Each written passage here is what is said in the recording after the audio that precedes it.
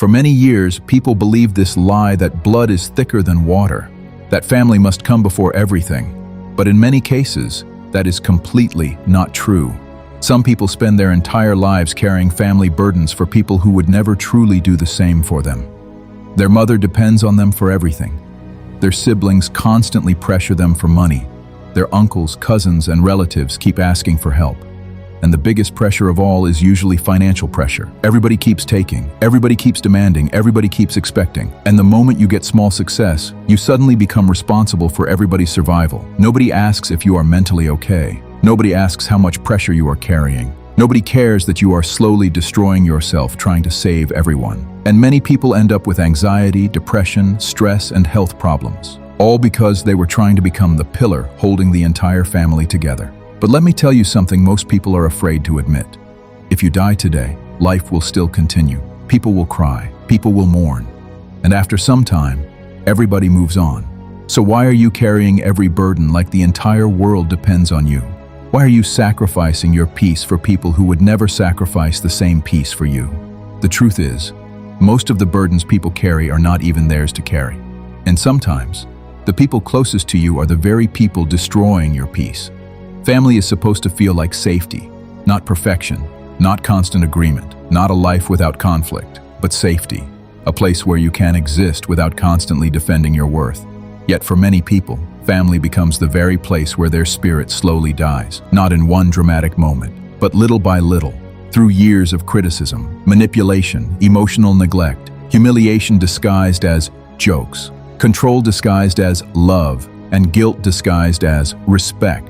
The painful part is that toxic family relationships are often the hardest to recognize. Because when something has existed your entire life, it starts to feel normal. You stop questioning the dysfunction. You tell yourself, that's just how they are. Every family has problems. I'm probably overreacting. So you stay. You keep answering the calls, keep attending gatherings, keep reopening wounds that never truly heal. And every time you leave, you feel emotionally exhausted. But because they are family, you convince yourself that enduring pain is the right thing to do. Until one day you realize something terrifying.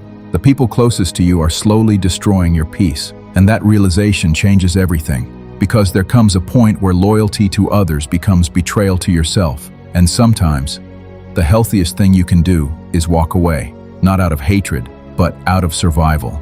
Here are 7 signs your family is toxic, and you may need to cut them off completely.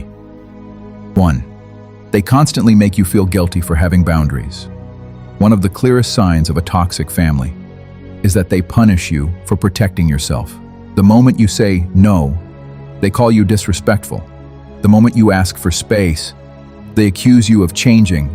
The moment you stop tolerating mistreatment, they suddenly act like you are the problem. Healthy people may not always like your boundaries, but they will eventually respect them. Toxic people see boundaries as a threat, because boundaries remove their control. And many toxic family systems survive through emotional access. Unlimited access to your time, your emotions, your energy, your guilt. The moment you begin limiting that access, the manipulation begins. They remind you of everything they've done for you. They weaponize sacrifice, weaponize culture, weaponize guilt. You owe us after everything we did for you. That's not how family behaves. Real love does not demand unlimited suffering in exchange for belonging. A relationship that only works when you abandon yourself is not healthy. And one of the saddest things about toxic families is that they often train you to feel guilty for doing the very things necessary for your mental health.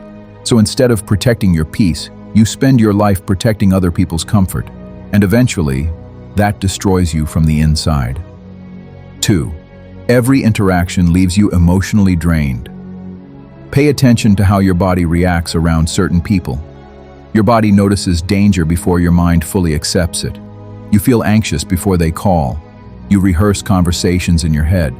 You overthink every word. You feel emotionally exhausted after seeing them. Sometimes you even feel relief when they leave. That is important, because healthy relationships do not constantly drain your nervous system. They do not leave you emotionally shattered after every interaction. Toxic family members often create environments where you can never fully relax. You are always walking on eggshells, carefully monitoring your tone, your opinions, your facial expressions. because one small thing can suddenly create conflict.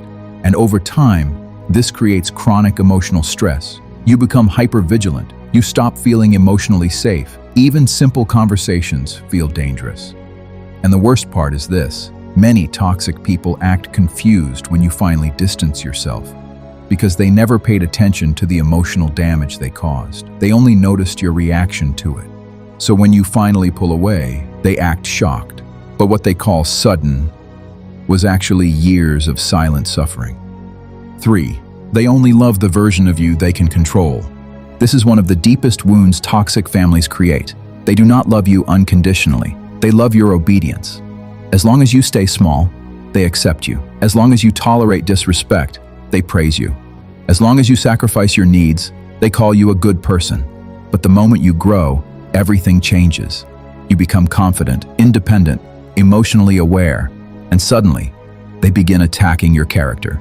Now you are difficult, proud, selfish, disrespectful, not because you became a bad person, but because you stopped allowing access to your weakness. Toxic family systems often assign people roles: the scapegoat, the golden child, the peacemaker, the caretaker.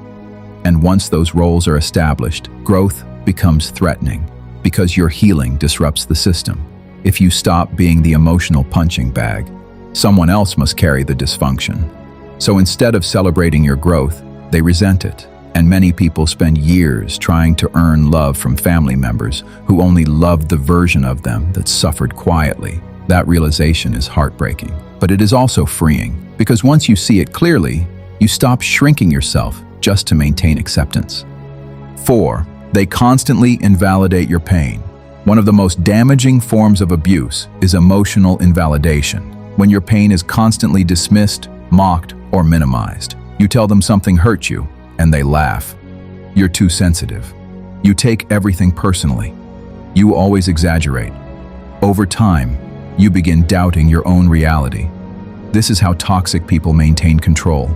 They rewrite your experiences until you no longer trust your emotions, and eventually, you become disconnected from yourself. You stop speaking honestly, stop expressing pain, stop trusting your instincts, because every time you tried before, you were made to feel weak for it.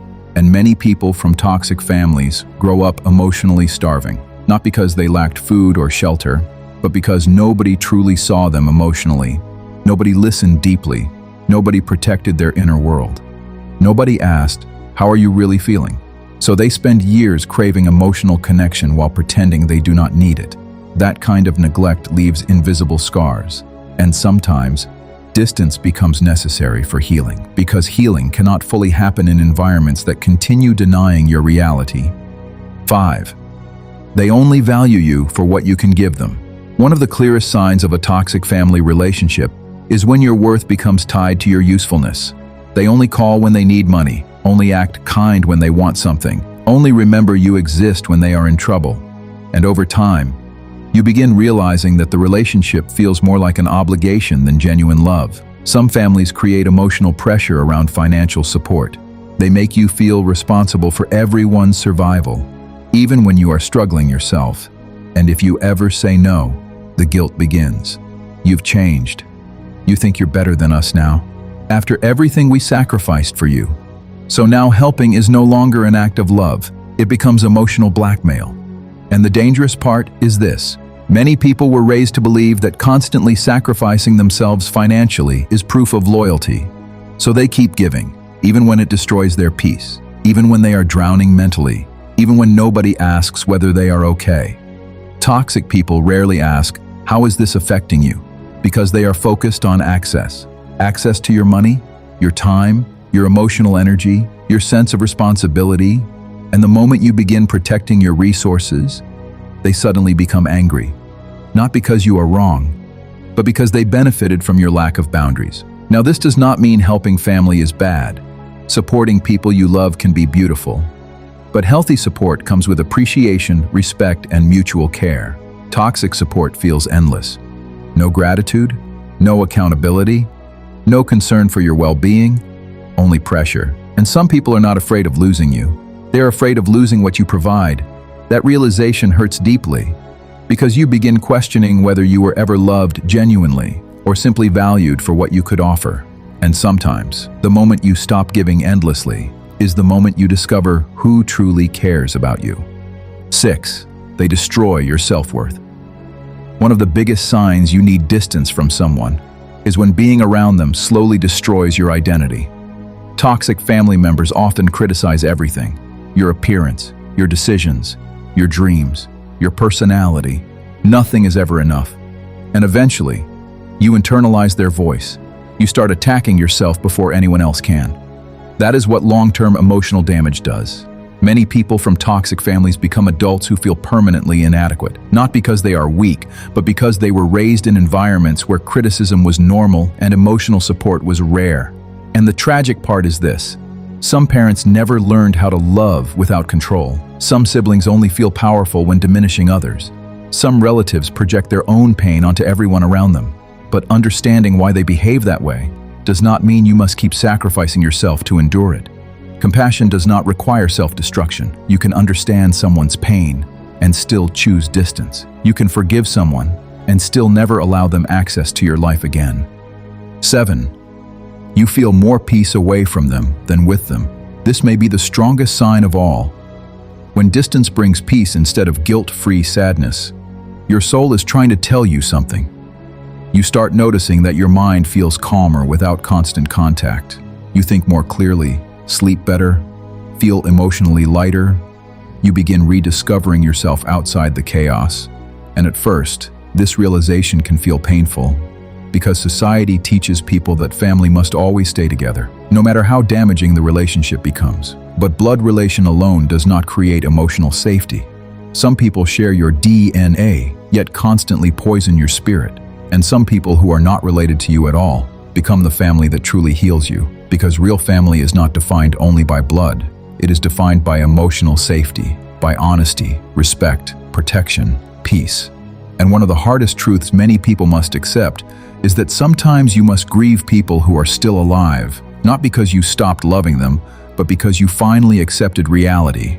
You accepted that they may never become who you needed them to be. That grief is heavy, because you are not only mourning the relationship, you are mourning the fantasy of what you hoped the relationship could become. But healing begins when you stop sacrificing your mental health, trying to earn love from people committed to misunderstanding you. And sometimes, cutting people off is not cruelty, it is self-preservation. It is choosing peace over chaos, sanity over guilt, healing over survival mode. And although walking away can feel lonely at first, eventually you begin rebuilding your life around healthier people. People who respect boundaries, people who listen without controlling you, people who allow you to exist without fear.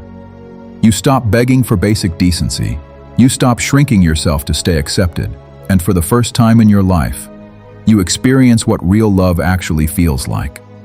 Not love built on guilt, not love built on fear, but love built on truth, respect, and emotional safety. Because the people who truly love you will never require you to destroy yourself just to keep them in your life.